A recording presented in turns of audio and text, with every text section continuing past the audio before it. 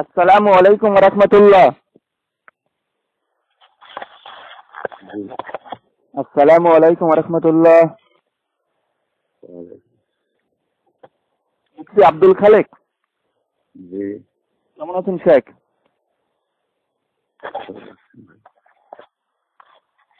Hello, জি জি কেমন আছেন শেখ? জি, আল্লাহ রাখছেন ভালো। আচ্ছা, এখন বাড়িতে আছেন? জি ফাঁকা আছেন? একটু কথা বলতাম আর কি। জি জি বলুন। আচ্ছা, বলছিলাম একটা বিষয় যে তাকলিদের সাক্ষী এটা ওয়াজিব হওয়ার জন্য কোরআন সুন্নাহর কোনো দলিল আছে? তাকলিদের সাক্ষী? জি।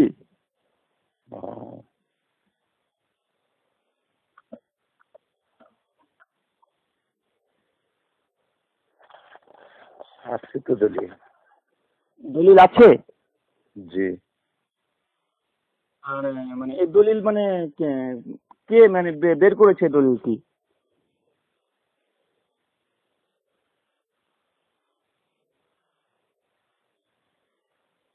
হ্যালো, জি জি বলছি মুফতি সাহেব যে তাকলিদের সাক্ষী ওয়াজিব হওয়ার জন্য পবিত্র কোরআন হাদিসে যে দলিল আছে সে দলিলগুলো কোরআন হাদিসে কে বের করেছে? ওলামায়ে কেরাম বের করেছেন। সেই উলামা একরাম গুলো কি মুস্তাহিদ না গায়ের মুস্তাহিদ? মুস্তাহিদ। কে বের করেছে প্রথম একটু যদি বলতেন তো খুব ভালো হতো আর কি। আহ,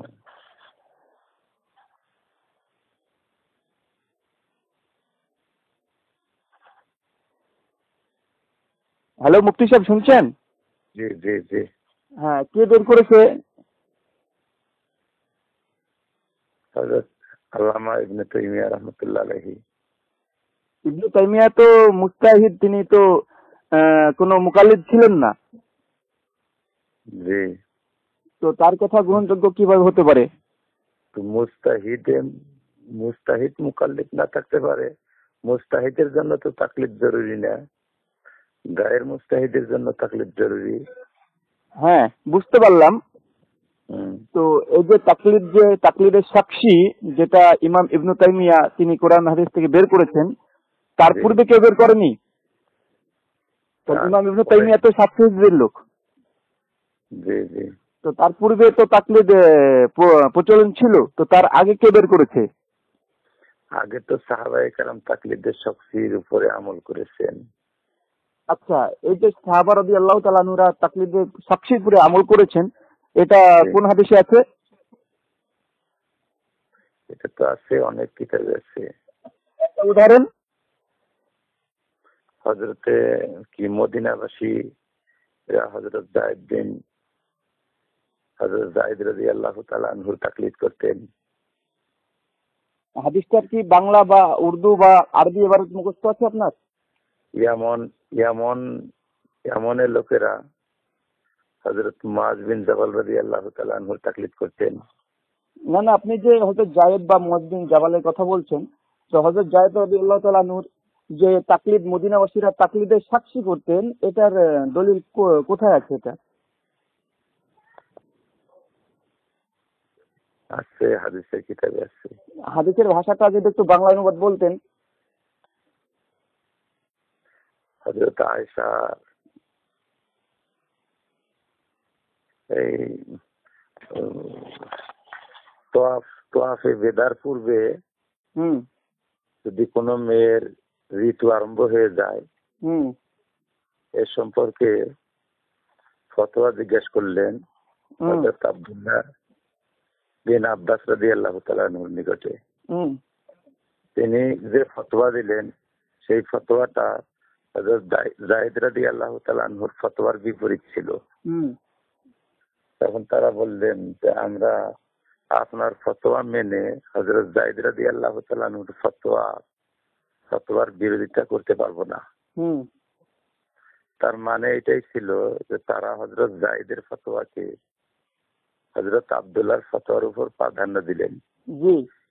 কি জন্য প্রাধান্য দিলেন? তারা যাকে মানতেন হুম তার ফতোয়াকে অন্য মুস্তাহিদের ফতোয়ার উপর প্রাধান্য দিয়েছেন। জি। আর এর নাম হলো তাকলিদের শক্তি। 2-3 জন মুস্তাহিদ যদি থাকে, 10 জন মুস্তাহিদ, আমি যে মুস্তাহিদের অনুসরণ করব, ইখতিলাফের ক্ষেত্রে তার ফতোয়া বা তার ইজতিহাদকে অন্যান্য মুস্তাহিদের ইজতিহাদের উপর প্রাধান্য দেওয়াকে তাকলিদের শক্তি বলে।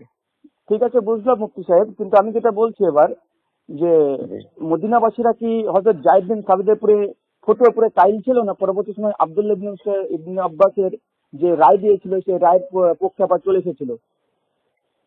যে আমি বলছি যে হযরত যায়েদ বিন সাবিত একটি ফতোয়া দিয়েছিল যেটা আব্দুল্লাহ ইবনে আব্বাসের পরিপন্থী ছিল। তো যখন আব্দুল ইবনে আব্বাস বলল তোমরা মদিনাবাসীদের কাছে গিয়ে জিজ্ঞাসা করো এ বিষয়ে যে ফতোয়া দিলাম সেটা ঠিক না বেঠিক। তো সঙ্গীরা যখন সাহাবীরা গেলেন, তারপরে তারা পরিষ্কার ভাবে দেখলেন যে না, এখানে আব্দুল্লাহ ইবনে আব্বাসই হকের পুরো ফতোয়া দিয়েছেন আর যায়েদ বিন সাবিতের ফতোয়াটা আসলে কোরআন সুন্নাহর খিলাফ ছিল। তো তখন কি মদিনাবাসীরা কি যায়েদ বিন সাবিতের তারপরে ফতোয়ার উপর আমল করেছেন, আব্দুল্লাহ ইবনে আব্বাসের ফতোয়ার দিকে রুজু করেছে? হযরত যায়েদ রাদিয়াল্লাহু তাআলা নূর ফতোয়ার উপর আমল করেছেন। এটা তো ভুল হয়ে গেল মুফতি সাহেব। জি। কারণ মদিনাবাসীরা যখন দেখলো যে না হযরত যায়েদের ফতোয়াটা ভুল ছিল, আব্দুল্লাহ ইবনে আব্বাসের ফতোয়াটা ঠিক ছিল, তো তারা সকলে রুজু করেছে, এমনকি যায়েদ বিন সাবিতও রুজু করেছে, যেটা মুসনাদ আহমদ এবং সুনান আবু দাউদ তাইলাসিতে বর্ণনা হয়েছে। আর এটা জাস্টিস তাকি উসমানী তিনিও তার কিতাব দিনমে তাকলিদ শরিয়া হিসিয়াতে নকল করেছেন। তো এটা তো তাকলিদের সাক্ষী তো তা থাকলো না, কারণ কোরআন সুন্নাহ যখন দেখলো যে আব্দুল্লাহ ইবনে আব্বাসের ফতোয়াটাই সহিহ, তখন যায়েদ বিন সাবিতের ফতোয়া ছেড়ে দিয়েছে।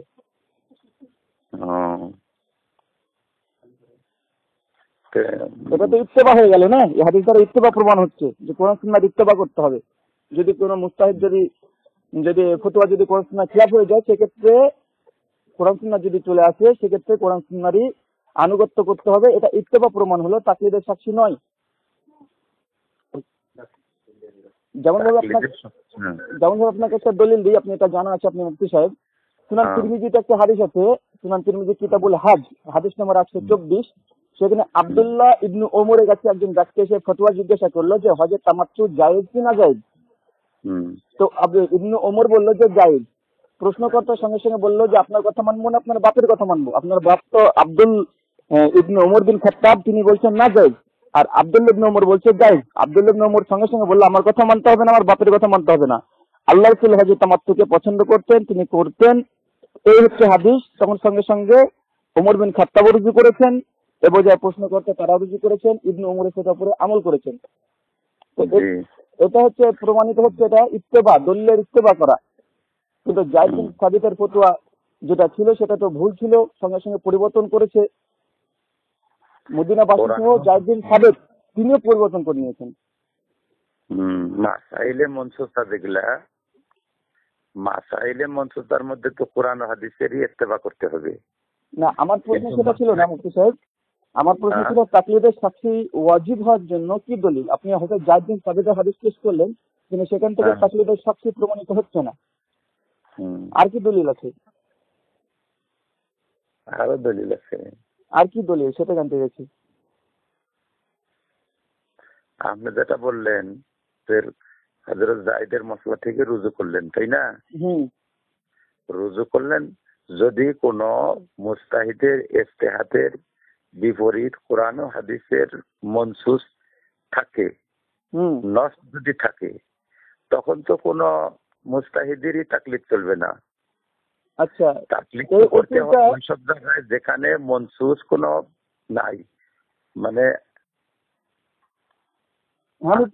মনসুসা যদি হয় সেখানে তো তাকলিদ চলবে না, গায়ের মনসুসার মধ্যে তাকলিদ করতে হয়। কিন্তু বিষয় হচ্ছে আমাদের জাস্টিস তাকি উসমানী তিনি দিনমে তাকলিদ শরিয়া হিসিয়াতের 92 পৃষ্ঠায় লিখেছেন যে কোন ইমাম মুজতাহিদের খিলাফ যদি কোনো সহিহ হাদিস চলে আসে, একজন মুকাল্লিদের জন্য সহিহ হাদিসের উপরে আমল করা জায়েজ নয়, ইমামের ইজতিহাদের উপরে আমল করতে হবে, যদিও হাদিসটা সহিহ হোক বা পবিত্র কোরআনের আয়াতে যদি চলে আসে একজন মুকাল্লিদের কাছে।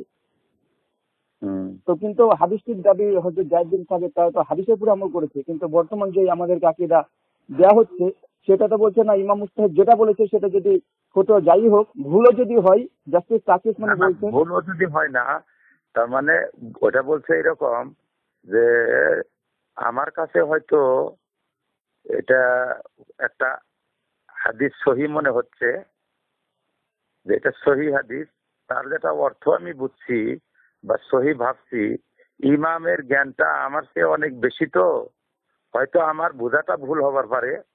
সেই জন্য সাথে সাথেই মানে একটা হাদিস পেয়েই ইমামের ইজতিহাদকে ছাড়তে নিষেধ করছেন। যদি প্রমাণ হয়ে যায়, যে ইমামের ভুল হয়েছে, তখন তো ছাড়তেই হবে। কিন্তু এটা তো একজন মুকাল্লিদকে কি এখতিয়ার দেওয়া হয় যে তার ইমামের কোনো যদি ইজতিহাদ ভুল হয় তাহলে একজন মুকাল্লিদ গবেষণা করে তার ইমামের ইজতিহাদের পরিপন্থী রায় দিবে? এটা তো আছে। কোথায় আছে? এটা তো আছে, আর সব জায়গায় আছে।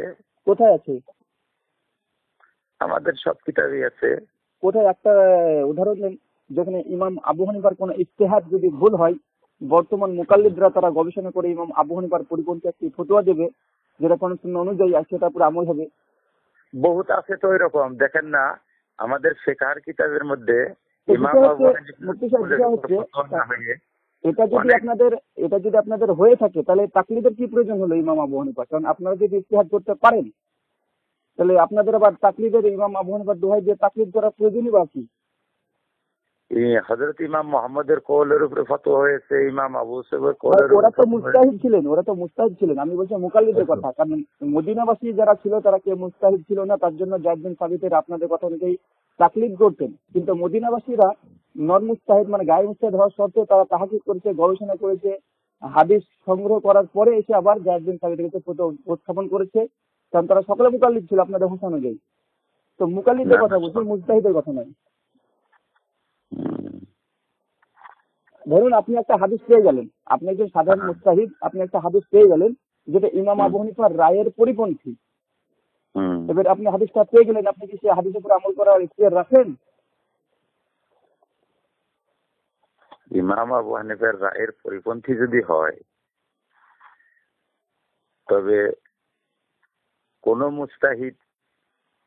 মুস্তাহিদের তো করতে পারবে, আমি তো সাধারণ লোক, আমি তো বুঝতেই পারবো না। আমি তো সেটাই বলছি যে হযরত যায়েদ বিন সাবিতের কাছে যারা প্রশ্ন জিজ্ঞাসা করেছিলেন সাধারণ তারা মুকাল্লিদ ছিলেন আপনাদের ভাষা অনুযায়ী, কিন্তু তারা গবেষণা করে সঠিক মতে চলে এসেছেন।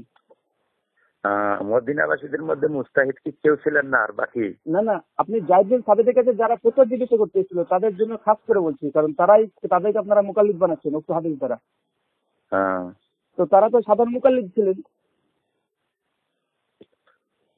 আরেকটা প্রশ্ন এখান থেকে জেগে যায় যে একজন হানাফি মুকাল্লিদ তিনি তাহাজ্জুদ করে যদি দেখেন যে সাথী কোনো আলেমের কাছ থেকে মাসলা নেয় পরস্পর বিরোধী, ধরুন আপনি একজন হানাফি, আপনি একটা হাদিস পেয়ে গেলেন, আপনি সাথী আলেমের কাছে গিয়ে যাবেন, যে সেটাকে উপস্থাপন করবেন যে সাথীর যদি ঠিক হয় তাহলে সাথী একজন মুস্তাহিদ, তাহলে তার কি আনুগত্য করা যায় আপনাদের নিকটে? সাথী মুস্তাহিদের কথা অনুসারে? হ্যাঁ,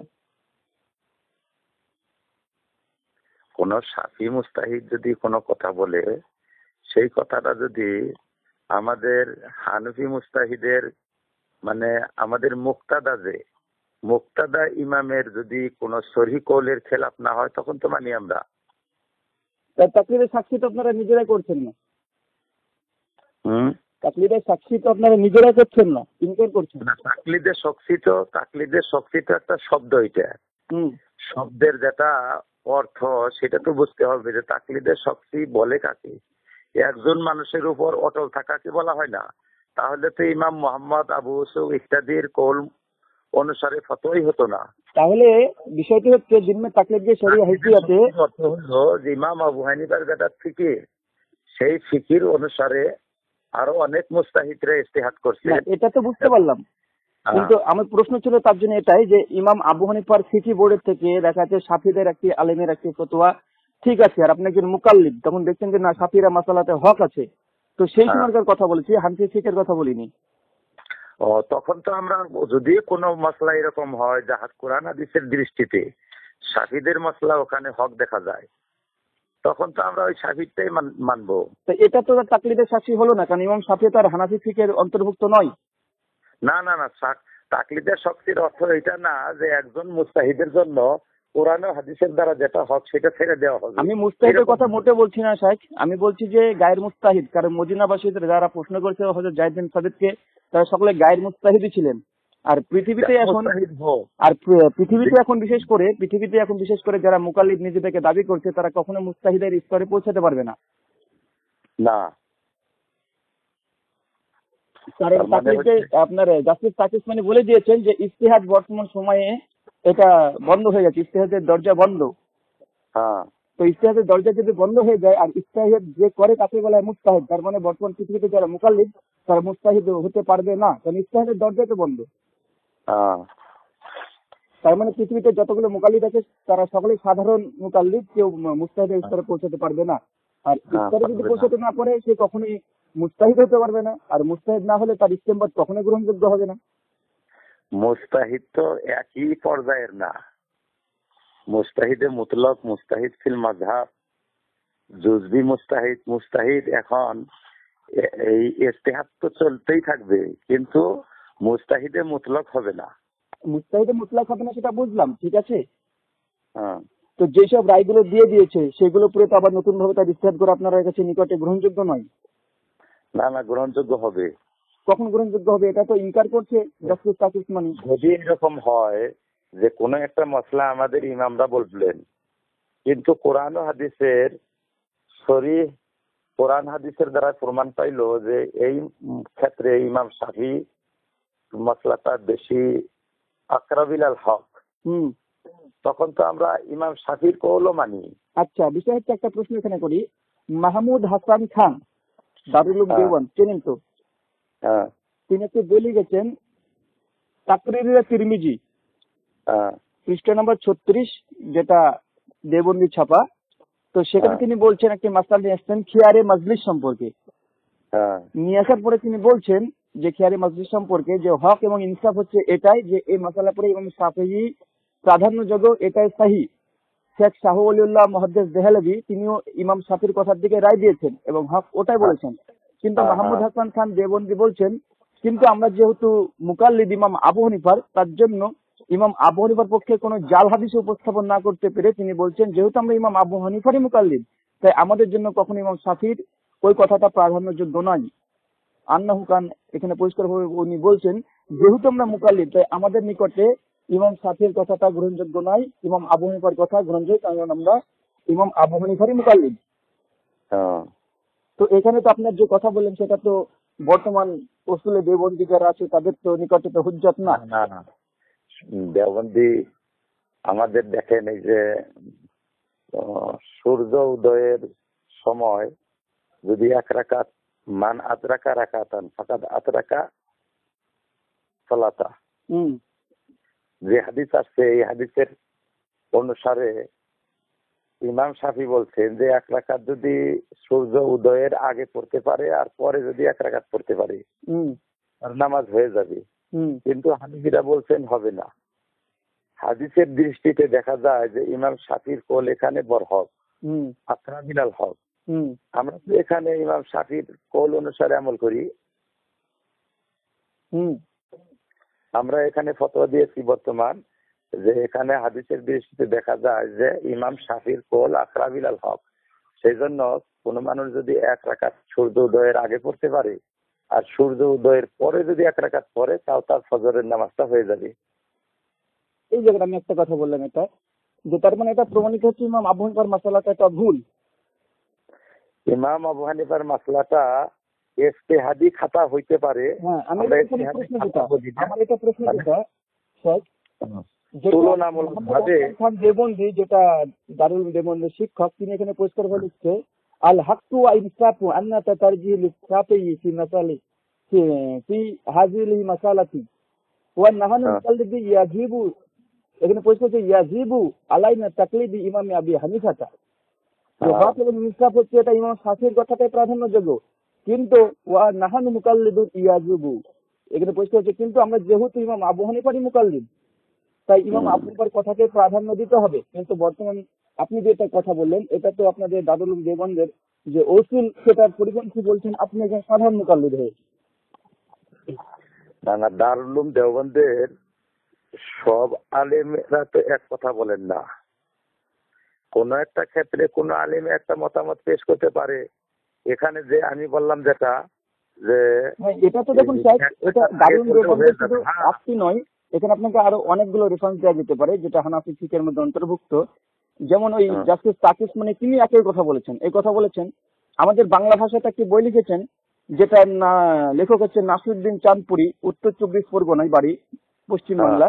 তিনি একই কথা লিখেছেন এই কথা। তো সার্বিকভাবে দেখা যাচ্ছে দারুল উলুম দেওবন্দের যে ফতোয়াটা, সমস্ত ব্যক্তি যারা তাকলিদের উপরে বই লিখছে, বাংলা হোক আর উর্দু হোক, তারা সকলে এই জিনিসটাকে খাড়া করছে যে কোরআন হাদিসের খিলাফ যদি ইমাম আবু হানিফার কোনো রায় চলে আসে, যেটা উসুলুস সাফি 88 পৃষ্ঠা এবং নুরুল আনোয়ার যেটা আছে 123 পৃষ্ঠায়, তারা বলছে ইমাম আবু হানিফার খিলাফ যদি কোনো ফতোয়া মানে কোনো সহিহ হাদিস চলে আসে, একজন মুকাল্লিদের জন্য কখনো হাদিসের উপরে আমল করা জায়েজ নয়। হাদিসের উপর আমল করা জায়েজ নয়, ওটা তো সাধারণ মুকাল্লিদের জন্য। সাধারণ মুকাল্লিদ তো সহিহ পৃথিবীতে তো এখন তো কোনো মুকাল্লিদ তো সাধারণ স্তর চাইতে মুস্তাহিদ স্তরে যেতে পারবে না। তাই পৃথিবীর সমস্ত দেওবন্দি আলেম হোক আর বেরলভী আলেম হোক, তারা যত মুফতি ডিগ্রি লাগাক, তারা কেউ উচ্চ স্তরে মুস্তাহিদ নন, তারা সকলে সাধারণই আলেম। কারণ মুস্তাহিদের জন্য ইজতিহাদ শর্ত কোরআন হাদিস থেকে, তো তারা তো এখতিয়ার রাখে না।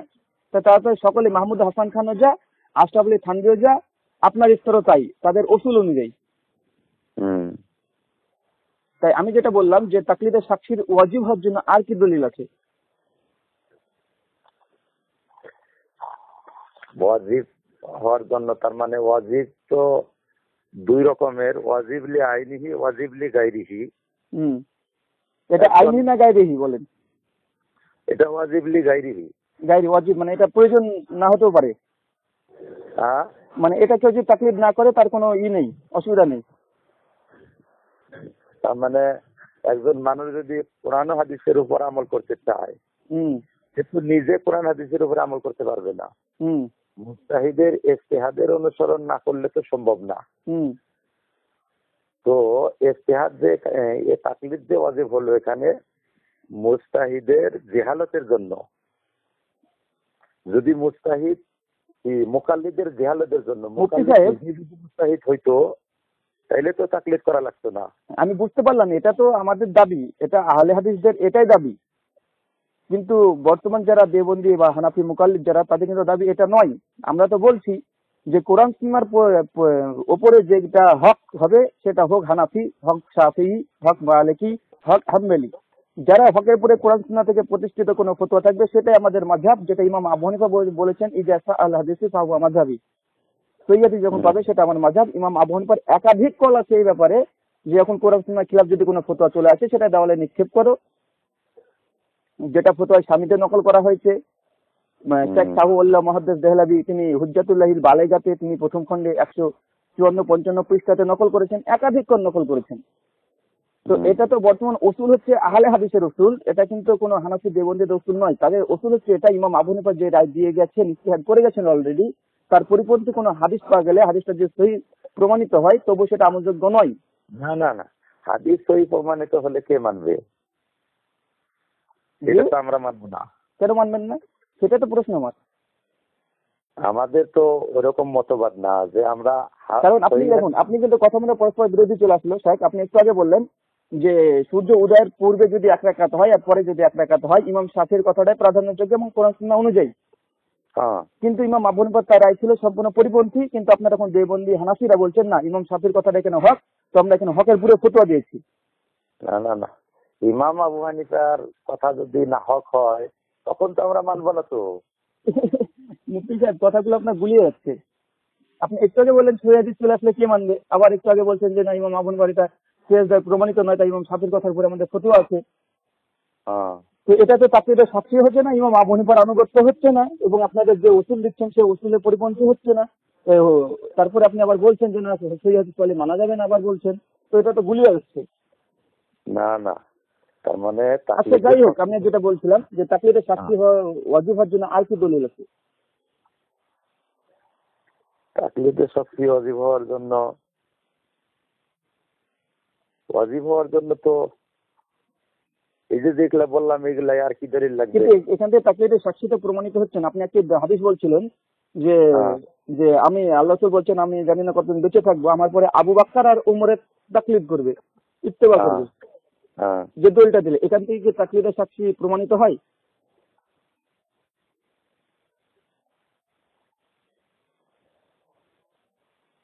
হ্যালো, জি জি। এটা কি তাকলিদের সাক্ষীর দলিল? না না, তাহলে কিসের দলিল এটা? এটা তো নফসে তাকলিদের দলিল।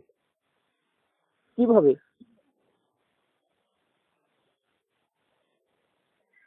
হযরত আবু বকর হযরত ওমর রাদিয়াল্লাহু তাআলা আনহুর অনুসরণ করবে। হ্যাঁ,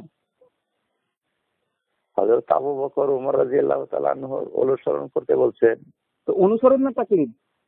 অনুসরণ তো তাকলিদ। অনুসরণ আর তাকলিদ কি এক জিনিস? হ্যাঁ, ইত্তেবা আর তাকলিদ কি এক জিনিস? ইত্তেবা আর তাকলিদ তো এক জিনিস না। তাহলে এখানে শব্দগত পার্থক্য থাকতে পারে। শব্দগত নয়, এটা বৈশিষ্ট্যগত পার্থক্য আছে। হ্যাঁ, শুধু শব্দগত পার্থক্য নয়, এর বৈশিষ্ট্য সিফাতজনিত এর পার্থক্য আছে। হ্যাঁ, তাকলিদ আর ইত্তেবার মধ্যে সিফাতি পার্থক্য আছে, শুধু শাব্দিক পার্থক্য নয়। কারণ সমস্ত মুহাদ্দিস তারা একটা অধ্যায় রচনা করেছেন, তারা পরিষ্কারভাবে তারা মানে এর ফারাগের তাকলিদ, ঠিক আছে, ইত্তেবার তাকলিদ এরকম ভাবে সকলে একটা বাব রচনা করেছেন যে ইত্তেবা আর তাকলিদের উপরে ফারাগ, এর মধ্যে ফারাগ পার্থক্য সকলে বলেছেন। এমনকি আশরাফ আলী থানভী তিনি মালফুজাতে তিনি এই কথাই নকল করেছেন যে ইত্তেবা তাকলিদের মধ্যে পার্থক্য আছেই। হ্যাঁ, পার্থক্য আছে। তো আমি সেটাই বলছি যে এই হাদিস থেকে যে আমার মৃত্যুর পরে তোমরা আবু বকর আর ওমরের ইত্তেবা করবে, তো এটা তো ইত্তেবা করার কথা বলছে, তাকলিদ এখান থেকে প্রমাণিত নয়। না।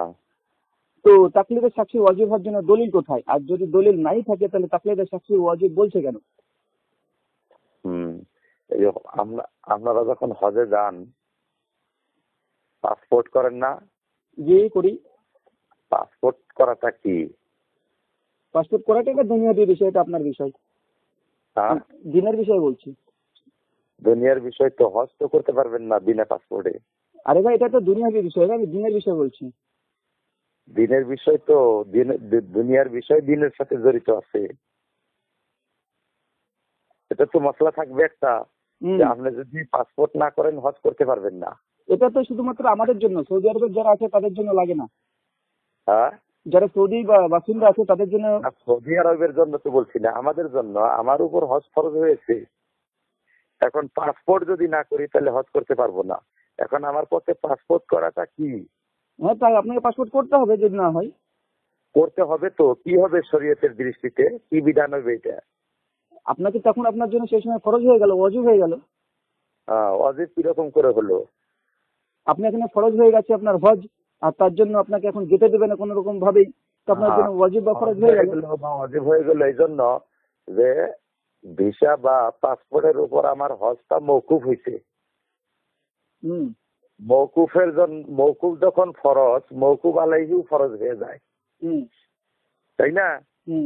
ঠিক তদ্রূপ একজন জাহিল মানুষ যদি কোরআন ও হাদিসের উপর আমল করতে চায় তাহলে তার আমলটা মওকুফ হলো মুজতাহিদের ইজতিহাদের উপর। আর মুজতাহিদের ইজতিহাদ যতক্ষণ না মানবে, তাকলিদ না করবে, ততক্ষণ আমল করতে পারবে না। তাকলিদ করবেন, ইত্তেবা করবে। তাকলিদ করবেন, ইত্তেবা করবে। তাকলিদ করবে। তাকলিদ তো বিনা দলিলে, ইত্তেবা করবে না তাকলিদ করবে সেটা জানছি। তাকলিদ করবে। তাকলিদ বিনা দলিল একজন মুজতাহিদের কথা মেনে নিবে? তাকলিদ তো বিনা দলিলে করবে, কারণ সে তো দলিল নিজে বুঝেই না। আরে ভাই আপনাকে যেটা বলি যে হযরত যায়েদ বিন সাবিতের ফতোয়া যেটা দিলেন, তারা মুকাল্লিদ ছিলেন, তারা বুঝতো না, কিন্তু তারা কিন্তু অনুসন্ধান করে কিন্তু তারা বের করে নিয়ে এসেছে। আপনি যে দলিল প্রথমে দিয়েছিলেন, আর আপনাদের আকীদা কিন্তু সম্পূর্ণ পরিপন্থী। যে না, কোন সুন্নাহ যদি চলে আসে, সেই হাদিস যদি প্রমাণিত হয়ে যায়, তারপর ইমামের আনুগত্য তাকলিদ করা যায়, ইমামের আনুগত্য করতে হবে, কোন সুন্নাহকে ছেড়ে দিতে হবে। না না, ওইটা তো আমি মানি না।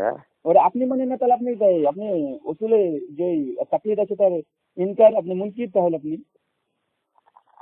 আমি তো মানি না এটা। আপনি মানেন না, কিন্তু আপনি তাহলে মুনকির, ওই উসুলে মুনকির আপনি। ওলামা দেওবন্দ যদি জানতে পারে তাহলে আপনাকে গোমরাহ ফতোয়া দিয়ে দিবে। গোমরাহ ফতোয়া দিবে নাকি? হ্যাঁ, গুমরা ফতোয়া দিয়ে দিবে। ওলেমাই দেওবন্দ যদি জানে যে আপনি এটার মুনকির, তাহলে আপনাকে গুমরা ফতোয়া দিয়ে দিবে। যেমন ভাবে তাবলিগ জামাতকে যেমন বলে দিয়েছে যে এরা এখন গুমরাহের পথে হাঁটছে। তাবলিগ জামাত হ্যাঁ গুমরাহের দিকে চলছে। হ্যাঁ, 3 সেপ্টেম্বর দারুল উলুম দেওবন্দ দারুল ইফতা থেকে ফতোয়া দিয়েছে, ফতোয়া নাম্বার ৬৮,৭৮৪। মুফতি সাইদ আহমেদ পালানপুরি তিনি পরিষ্কারভাবে বলছে যে বর্তমান যারা তাকলিদ করছে, যারা তাবলিগ করছে, তারা কোরআন সুন্নাহর বেশ কিছু খিলাফি তারা আমল করছে। এই জন্য তাদেরকে সাবধান সতর্ক করে দিয়েছে। আর পাকিস্তান থেকে একটা ইন্টারভিউ নিয়ে আছে একটা কাসিম সাহেবের, তিনি বলে দিয়েছেন যে এইরূপ ভাবে চলতে হলে এরা গুমরা হয়ে গেছে এখন। না, ওইটা তো বলছে কোরআন হাদিস বিরোধিতা করার জন্য। হ্যাঁ, তো আপনি কোরআন হাদিস বিরোধিতা করে দেওবন্দীদের উসুল এখন মুনকির, তাহলে আপনাকে তো গুমরা ফতোয়া দিয়ে দেবে এখন জানতে পারলে। দেওবন্দীদের উসুলের মুনকির হওয়াতে তো বলে নাই, কোরআন হাদিসের বিরোধিতা করার জন্য। আরে ভাই, কোরআন হাদিসের যে বিষয়গুলো, যে রায়গুলো দেওবন্দীদের নিকটে আছে, তাদের জ্ঞান অনুযায়ী এখন বর্তমান তাবলিগ জামাতরা তাদের পরিপন্থী আমল করছে। মানে মূলত কোরআন হাদিসের নয়, ওলেমাই দেওবন্দের মূল নীতির পরিপন্থী আমল করছে, তার জন্য গুমরা ফতোয়া দিয়েছে। তাদের বুঝ আর তাবলিগ জামাতের যে এখন আমির সাদ সাহেব আছে তার বুঝ এক হচ্ছে না, এই কারণে তো গুমরা ফতোয়া দিয়েছে ওকে। ঠিক ঠিক। আমি সেটা বলছি, যদি এখন দেওবন্দীরা ওলেমাই দেওবন্দ যদি বুঝতে পারে যে আপনি এটার মুনকির, তাহলে আপনাকে গুমরা ফতোয়া দিয়ে দেবে, জাহান্নামে পাঠিয়ে দেবে। যেমন ভাবে আবুল আলা মওদুদীকে মাহমুদ হাসান খান তিনি গুমরা ফতোয়া দিয়ে দিয়েছেন।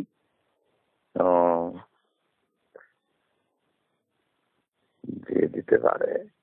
হ্যাঁ, সেটা বলছি। তাহলে আপনি তো কি করবেন, তাহলে আপনি তো দুই নৌকা পা হয়ে যাবে, গুমরা হয়ে যাবেন, আবার দেওবন্দি দাবি করবেন নিজেকে। না, গোমরা তারা বললেই কি এরা গোমরা হবো নাকি? ও, তার মানে এটা আপনি পরিষ্কারভাবে আমাকে বুঝিয়ে দিলেন যে দেওবন্দিরা যদি কোনো ফতোয়া দেয় সেটা আসলে না হক ফতোয়া অধিকাংশই। না, সবটাই না হোক, না কোনোটা না হোক, হইতেও পারে। মানে আপনার কাছে যেটা মনে হবে হক সেটাই হক, আর যেটা না হক মনে হবে সেটা না হক। তাহলে আপনি তো বড় মুস্তাহিদ হয়ে গেলেন। হক মনে হবে না, কোরআন হাদিস মোতাবিক যেটা হবে। আপনি তো সাধারণ আলিম, আপনি কোরআন হাদিসে কি বুঝবেন? আমি কোরআন হাদিস বুঝবো না? আপনি তো সাধারণ আলিম, একটু আগে বললেন, তো আপনি কোরআন হাদিসে কি বুঝবেন? কোরআন হাদিস বুঝার কিছুগুলা ভাগ আছে। এখন সাধারণভাবে যদি যেসব শরীফ মনসুস যে সব আয়াত আছে, মনসুস হাদিস যে সব আছে, সেই সবের বিপরীত যদি হয় তাহলে তো সাধারণ আলেমে বুঝতে পারবে। কিন্তু ইজতিহাদি ব্যাপার যেখানে ইজতিহাদি ব্যাপার কোথায় বলা হয়, সেগুলা কোরআন হাদিসের মধ্যে মজকুর নাই। আচ্ছা বলুন তো, ইমাম আবু হানিফা রাহমাতুল্লাহ আলাইহি তিনি ইজতিহাদি মাসলার পুরে একটা ফতোয়া দিয়েছেন, সেই ফতোয়ার একটি উদাহরণ পেশ করুন তো, উপমা দেন তো একটি। ইমাম আবু হানিফার ইজতিহাদি মাসলার পুরে একটা ফতোয়া নকল করুন তো দেখি। ইজতিহাদি মাসলার উপরে? হ্যাঁ, ইজতিহাদি মাসলা কি আমরা যেটাকে অস্বীকার করছি? না, আমি জাস্ট শুনতে যাচ্ছি যে ইমাম আবু হানিফা এই ফতোয়াটা দিয়েছে, তিনি ইজতিহাদ করে দিয়েছে, এরকম একটা ফতোয়া দেখি শুনি। কোথায় ইজতিহাদ করেছে না তার পক্ষে কোনো হাদিস বা কোরআনের আয়াত আছে কি নেই। কোরআনের আয়াত আছে কিনা? হ্যাঁ, সেটা আমি মিলিয়ে দেখবো। যখন আপনি একটা ইজতিহাদ বললেন যে ইমাম আবু হানিফা ইজতিহাদের রায় হচ্ছে এটা, তো আমি তখন দেখবো যে এর পক্ষে কোনো কোরআন বা সহিহ সুন্নাহ আছে কি নেই। সহিহ সুন্নাহ আছে না নাই আমি দেখবো তখন। আর যদি কোরআন সুন্নাহ থেকে প্রমাণিত হয়ে যায় সহিহ একটা হাদিস, যদি দেখতেই পাই যে না এটা তো হাদিসই আছে, তাহলে সেটা আর ইজতিহাদের কি করে হলো? এটা তো আল্লাহ রাসূলের পরিষ্কার নিজেরই রায়। কোরআন হাদিস যদি থাকে তাহলে নিজেরই রায় হবে। হ্যাঁ, আপনাকে একটা বললাম যে রমজান মাসে 30টা রোজা, মানে রমজান মাসে রোজা ফরজ, যখন চাঁদ উঠবে আর চাঁদ ডোবা পর্যন্ত। তো এখানে আর ইজতিহাদের কি আছে? এটা তো আলিম জাহিল সকলে বুঝতে পারবে। তো আমি সেটাই বলছি যে এরকম কোন একটা মশলা খাড়া করুন বা বলুন যে ইমাম আবু হানিফা এখানে ইজতিহাদি একটা রায় দিয়েছে, এরকম একটা মশলা। ইজতিহাদি যেটা রায় দিয়েছে, হ্যাঁ অনেক মশলা আছে তো এরকম। হ্যাঁ, একটা রায় বেরোয়, মানে একটা রায় যদি শুনে দিতেন তাহলে আমি দেখতাম যে এর পক্ষে কোনো সহিহ হাদিস আছে কি নেই। ইজতিহাদ কাকে বলে? ইজতিহাদ কোরআন সুন্নাহ থেকে সরাসরি কোনো একটা জিনিস প্রমাণিত নয়, ঠিক আছে, সেখান থেকে ইজতিহাদ করবো। তো ইমাম আবু হানিফার একটা রায় দেন যেখানে কোরআন সুন্নাহ দ্বারা ডাইরেক্ট প্রমাণিত ছিল না, তিনি ইজতিহাদ করেছেন। আর আপনি যদি দিয়েও দেন, আপনার মাথা যদি এখন নাটক নিয়ে দিয়েও দেন, তাও দেখবেন যে ইজতিহাদের পুরে হানফি ফিকহের মধ্যে 40 জন ছাত্র ইমাম আবু হানিফার, 4 জন মাশহুর ছাত্র ছাড়া আরো 40 জন তারা আবার ইনকার করে নতুন ভাবে ফতোয়া দিয়েছে। তো ইমাম মাহফুজের ফতোয়া তারাও টিকছে না। তো এখানে তাকলিদ জিনিসটা তো থাকলোই না, এটা তো শুধু আমি থাকলো।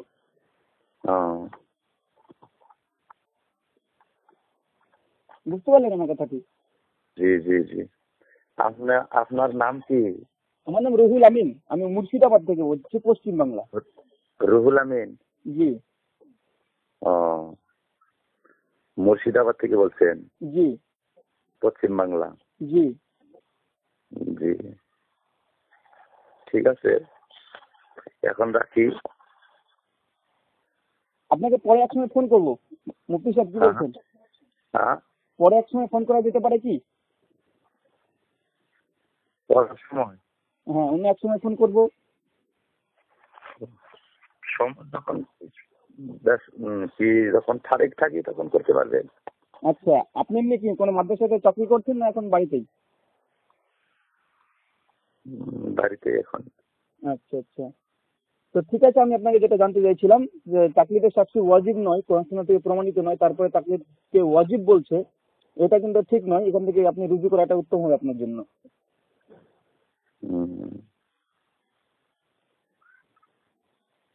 বুঝতে পারলে?